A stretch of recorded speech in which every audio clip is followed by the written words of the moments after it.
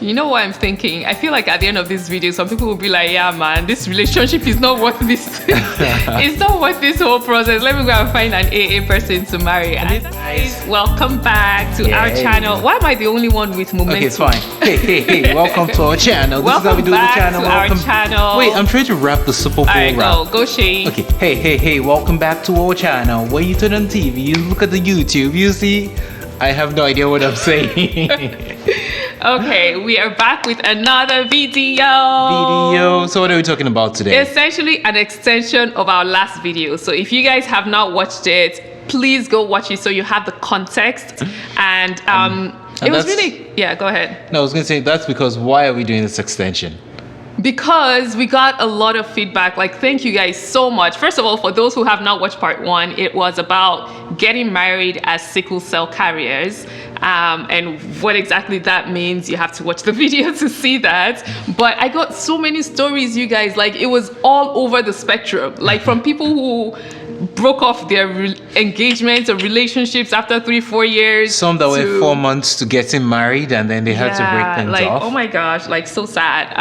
And like to people who got married, all different kinds of stories, from God did it for us by faith to we did PGD. It was just everything in between. And I'm wondering, why is no one talking about this? Like These are things that a lot of people deal with. It's happening with everybody. These stories need to be shared so that people know, okay, here are the options, or maybe breaking up is not the default solution, or maybe breaking up might be in the best interest of everybody, right? But at least share your experiences. And so I think what we're trying to do today is, from those people that share their experiences, we're going to answer some of the questions they raised, but also share some stories. Oh my gosh, do you know that it wasn't clear in part 1 how we had our kids? Like, how did we miss the whole?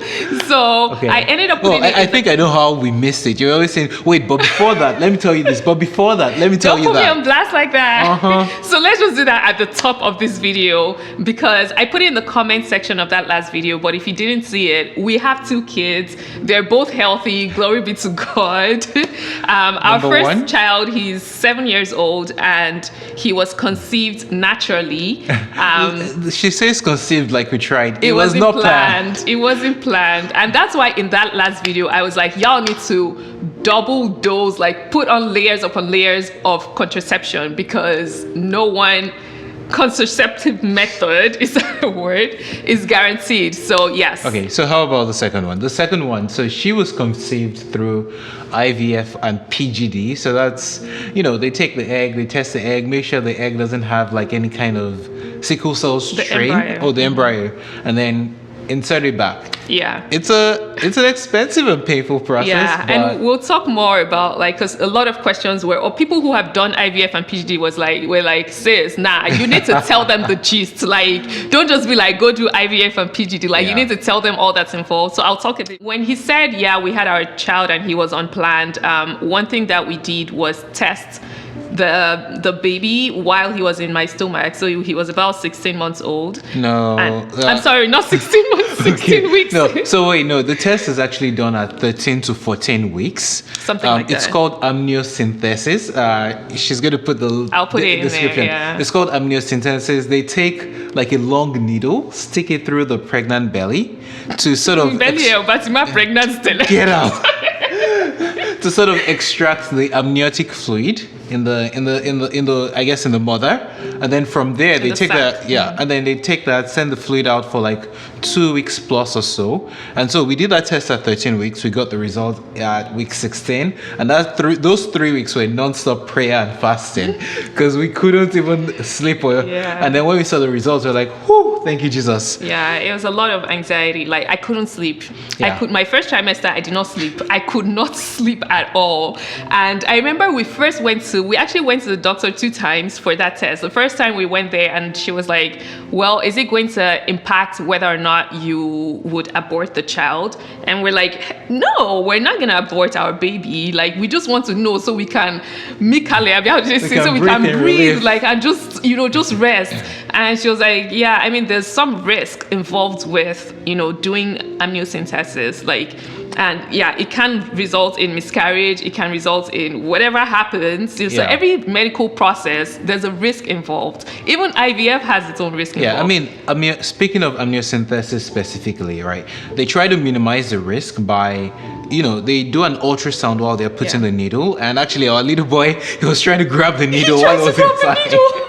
He's always been curious because now when we talk to him and we say, we're talking to each other, and then he'll hear what, and he's like, so what does that mean? Yeah. So he tried to grab the needle, but thankfully they pulled it out in time. Because they were watching it in real time. So the nurse was like, whoop, and she just navigated away. But I remember when they were done, you had contractions for a bit after that. Was there bleeding or just contractions? I don't remember, but ask your doctor. We are not medical.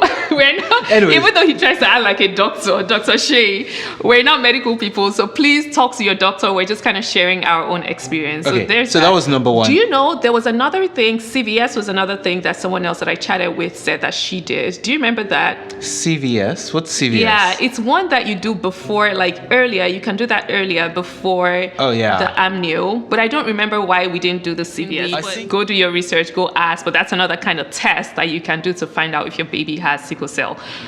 But you don't want to get to that point, trust me, because it's a hard decision. What do you do then? Do you let the baby go? Like, I remember actually asking a friend, we were talking and she was like, it's so evil when a person would bring in a sickle cell child knowing. And I was like, if you were the one in the womb, would you want them to abort you because you have sickle cell? She was like, it's true. That's a topic for a different... there's the emotions involved with all of this stuff. I remember when I had like my routine doctor's appointment, and in America they will ask you all these questions to try to figure out if you're about to kill yourself, essentially. Like all these to kind of gauge where you are emotionally. And the doctor was like, she asked a question about, do you feel like you have support with your pregnancy? It was just a simple question. I mean, of course I have support, like I have my husband. But like as soon as she asked that, I just burst out crying in my doctor's office.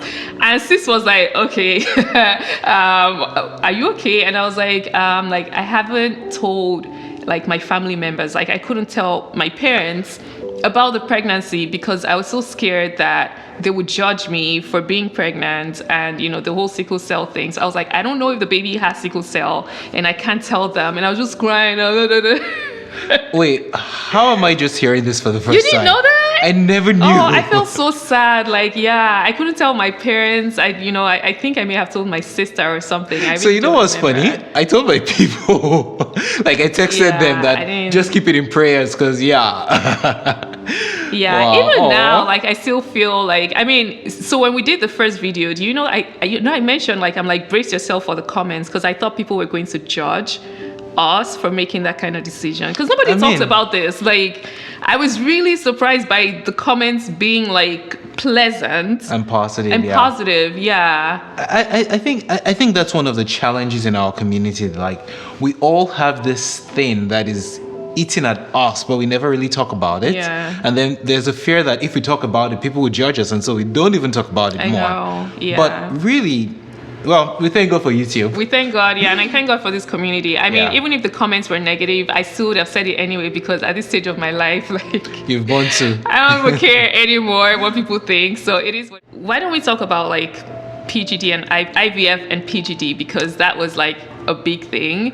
I think the most comments that I got was, yo, this is an emotional roller coaster. Like it is not those people. So wait, let Dr. Shea come in. Oh yeah, there you go. IVF and PGD, for those that don't know, right? In vitro fertilization, Dr. Shea.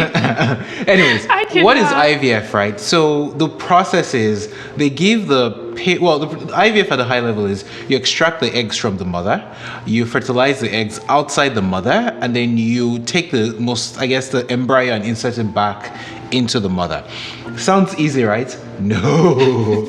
So the first thing is you have to be on medication for several weeks to stimulate the what they call it, the ovaries to produce eggs. Okay, keep doing your thing. Okay, you have to be on medication for several weeks. Then the ovaries produces a lot of eggs. A lot. For some ladies actually, it's not always the case. That's true. For some ladies, they actually don't produce that many, right? Luckily, and then some just keep producing and producing. But anyways, the ovaries produce more than the normal 2 eggs that get released. And then those eggs, then you have to go to the doctor who will then extract the eggs with like a huge syringe.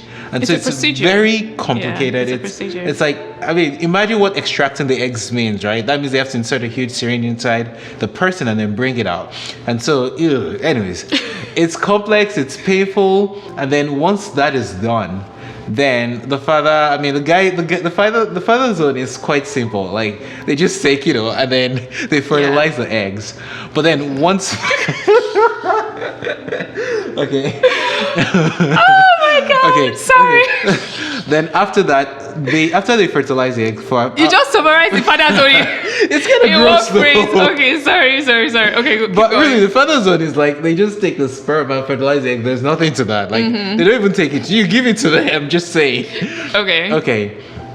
Then after about a week or 2, they then test the eggs. And so what they do is they remove a cell from the eggs to test if it has the sickle cell traits. They'll also do other types of tests to see if it has Down syndrome and other types of things. And then whichever one has Down syndrome, sickle cell and all that, they don't use those. But then the ones that are good, then they call you in for the final procedure, which is to insert it. And then when they insert it again, it's painful too. You have to drink a lot of water that day, and then they insert I remember that. I like how you remember all these details. That I'm like, doctor now. My honorary medical degree. You paid attention during our consultations. That's then good. They insert it back, and then after that, the mother is just sort of sitting and waiting and praying that the egg attaches to the ovaries, to the lining of the ovaries, actually, and then. For a lot of people, actually, unfortunately, it doesn't, right? For some, it becomes a miscarriage. But then for those that are successful, right, it does align, and then the pregnancy actually does occur. Anything I miss? What? You didn't miss anything. But the thing is, every single step that he described, and then this, and then that, and then this, has its own risk associated with it. Except the father's step. Unless you realize that you have low sperm counts, and that's another issue to deal with anyway. But for every step, you do all these testings. You come in, you go to the doctor's office. You are in and out of the doctor's office every day. Forget any other appointments you have. For how many weeks though? I don't know. Because I know I mentioned that you take a medication, but even that the medication process is several weeks, about 6 weeks, right? Several. I don't remember all these. Unfortunately, it's been a while now, and I don't remember all these details. But even the medication, he's saying, sis, if you don't like needles, like me, if you don't like needles like me, you will be crying every day. No, actually, that's the after. I forgot to mention. So after... The before, when you put the needles in my stomach, you forgotten. The very first one. Right. They were all needles. That's true. Every day, morning and evening. Yeah, this long ass needle in my belly.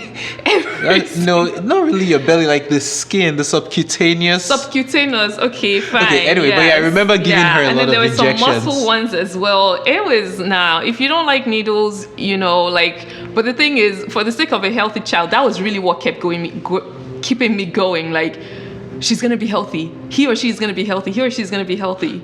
But now, that's even just the process. It's an emotional process too, right? There's a physical one of all the stress. And there's the emotional process. Her emotions were all over the place, right? I can't explain. That's the part you can explain because she says I'm emotionless. No, it's a lot. It's a lot to deal with. I don't even know where to start from. And... it's a lot to deal with, and to be honest, I feel like we had the best case scenario because for every process, you're talking about the eggs and the egg retrieval, every process is a prayer point. You're praying going into your egg going into your appointments when you're taking the meds to produce the eggs. That God, I pray they find eggs, and I will go in, they will do the scans and they will find eggs, and praise God it happened that way. But for some other women, after taking all these injections for several days or weeks, they go in and then they don't find any eggs in there, or they find 1 or 2. I had 30 something eggs eggs. That's a whole nother thing. The day before the retrieval, it felt like I was in labor pains. Oh yeah, you were so bloated. I remember. I looked pregnant. I was in so much pain. I remember calling the doctor and just crying. I'm like, I need help. Like, I'm in pain. I felt like, I don't even know that or the labor itself, like which one was worse, but I just remember being in so much pain. Yeah. And then I went in the next day, they did the retrieval, everything was successful. And then you start praying again. God, let these eggs fertilize, like let them be good, let them be viable. You know, out of the 30-something, it reduces. Okay, now 20-something are only viable. The other ones, we can't use it. Imagine if I only had 5, then they now say only 1 you can use. Then you're praying over that 1 egg. So it's just a whole long process. Yeah. So we talked about the physical part, we talked about the emotional part, and now there's the financial part. Yeah. This joint is not cheap at all. Yeah. Like, thankfully, right, we it's America and we have insurance, right? But I can only imagine if we were now in the United States, right? Mm-hmm. Or if perhaps we were in a company with, not so good insurance. The financial cost on us would have been so high that perhaps we'll not have been able to go through with it. Right? And perhaps it would have just been like 1 kid is enough. Thank you, God, right? I'm just saying, right? These are the realities that for those that are AS and AS considering getting married, you need to really think about them. Yeah. Another thing to consider is the time, right? You just make it sound like, oh yeah, you click a button, IVF and PGD, boom, you get the baby out of the tray or something. Like, there's a time lapse that happens. And even for us where things went boom, boom, boom, it still took like several months for that to happen. And then imagine when, they implant the embryo and then it doesn't take, and then you're back to square one again. Like, for some, it doesn't take immediately. For some, after a few weeks, it just doesn't work again. Exactly. So then you're going back again, you're starting the whole process, you're drained, you're tired, you don't even know if it's going to work again, and then you're trying it again. So, all of this it's in the end, to me, it's worth it. Like, once you have that baby, all of this stress is worth it. But like, we just want to let you know, like, the process is not really a walk in the park. I remember another thing, like, even after the baby takes and you're pregnant, I think that was the beginning of my misery. My first, misery is extreme. Misery though. But I was miserable. My first trimester, because you keep taking the meds, you keep taking these progesterones and estrogens or whatever, because it's an artificial process. They give you all these hormones because they're not sure if your body is making it on its own. But I think my body got the memo and was making it on its own. And I was taking all these extra doses of progesterone and estrogen. So all of this stuff that is like, to me, was in excess. I just remember feeling so miserable. I was like, Shay, record a video of me to remind me how miserable I am in case I ever think about doing this in the future. Like, every day. Come here. Every day, I will be it's okay. I mean, we're fine now. I will be so miserable. Like, to eat was a problem. To breathe, I remember thinking, God, I can't even breathe well without like... And this was on top of first trimester. On top of first trimester, everything else that's going on. I remember one day I got to the garage from work. I came back from work and I parked my car in the garage, and I just sat there for so long. And then eventually I called Shay. I was like, Shay, I can't get out of the car. I just remember, no, I was not dramatic. I literally was like, Shay, I cannot get out of the car. He was like, okay, how can I help you get out? I was like, okay, like the trash can is outside. I was like, I can't even pull the trash can inside. He was like, just leave the trash can. I'll take it in. You just get yourself inside. Now I'm about to cry. He was like, you just get yourself inside. And I was like, okay, I think I can do that. We ended up throwing the needles after like week number 14. It was supposed to be a long process, but we threw the needles after like at least 2 weeks early. We cheated a little bit. I was like, I can't do this anymore. I cannot do this anymore. One thing that worked well for us was like, I was young, and like for women, that makes a huge difference. Like, the younger you are, the doctors are even happy because they don't want to be stressed. Like, they start, like the younger you are, the easier, the better it is for these kind of processes to take. So if you're older, there's risk factors involved, and it just may not work. It may or it may not. And even like digressing, like just in general, for women who are getting in quote older. I mean, the definition of older when it comes to having a baby is different. Like the fact that you're 40 it doesn't mean that you're old. I think but old for having a baby is like the risk increases, or the success decreases once you're like 30 something, 32, 35. I don't know what that age is. I know from 35 is like they consider you geriatric pregnancy, like you old. Imagine, and like 35 is young. Like I'm about to be 35. Anyways, okay, cool. Yeah, no, like the age factor is definitely something to consider. And like I was saying, like as single ladies who are like getting, in quote older, but you desire to have children of your own, like yes, you can always adopt or whatever, but if you're the kind of person that you're like, I really would like to experience this, I really would like to have a child of my own, like that is definitely something to consider as well, is just going through an IVF process now that you're still younger. If you're still waiting and praying for your boas to find you, is, I mean, just thinking about storing your eggs somewhere. I know nobody talks about this, but it's an option to think about. At least think about it. Know that you have that option of, let me just go through this process now that I'm young and I can push out 30 eggs in one go and store them somewhere, so that way I don't have this pressure of am I gonna be able to have kids, like if I get married at 39 or 40 or 42 or whatever the case may be. So something to consider. Fair point. Let me ask this, right? What are some of the experiences that people share that, it wasn't necessarily confidential, but like things that people may be comfortable with you sharing? Okay. There were a lot of, I think the ones that stood out to me obviously was the broken relationships, like broken engagements. Yeah. I mean, there were some that I was just like, oh my gosh, like there were some where they were like, I still have feelings for this person and it's been 2 years since, in quote, we broke up, but just cause like they were so attached to each other, and I was just like, I can't even imagine being there. I mean, I was there, but I never broke up with you, like, I never broke up with you. So like that's just like, I think, it's something to consider. Like, what are my options before we break up? And to be honest, I talked to one person that I chatted with actually, and we talked about, after she described the whole process, I was like, you have to think about purpose in all of this, because we're sharing our story doesn't mean that your story is going to end the same way and you still get married and have kids, blah, blah, blah. There's purpose in all of this. Like, this is a conversation between you and God. For some other people, you're going through this process of, you discover you're AS and I'm AS. Like, me even just observing how he handled the whole situation with his family. Like, if he was a monster in the process, I would have been like, actually, you and your AS, you and your AS self can just go away. Like, maybe that's the purpose. And like, when she told me how the guy was behaving through the process, I was like, maybe God even just did it that way so you can see his true colors. Because what if you have a different issue in your relationship? Is this how he'll be in your marriage, right? You get married and you have a different issue. Is this how he's gonna handle it? Maybe, if your character comes through in that, and that character makes his way into marriage, that's just not a scenario that you want. I mean, they say like adversity is what brings out people's true characters.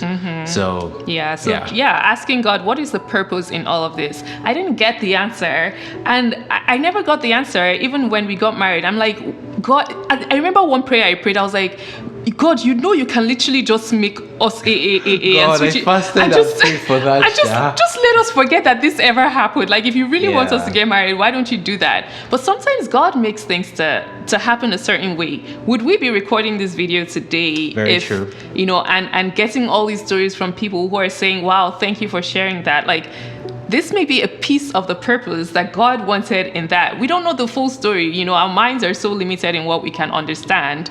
But I sense that this may have been part of the purpose. And so just asking that question, like, God, why am I here, and what is the purpose? What should I do with this information that I have? Yeah. So. And the other question is, God, like, is this the right person for me? Ask him. And he'll tell you. He'll show you what he wants you to do. Yeah. We should not forget to acknowledge that some people share that they had siblings and family members that had the sickle cell trait, just because of the situation. And one person actually shared this, and it really touched me, that he has 4 brothers, and I think 3 of them have sickle cell.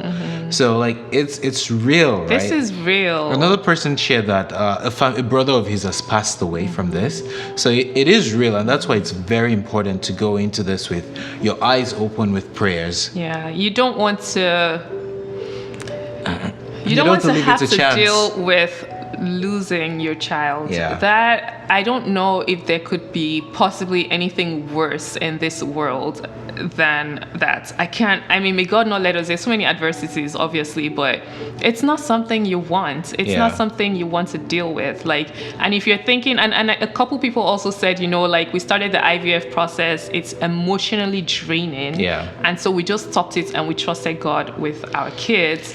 I'm really grateful that all of the stories shared so far, like they were successful and the kids were healthy.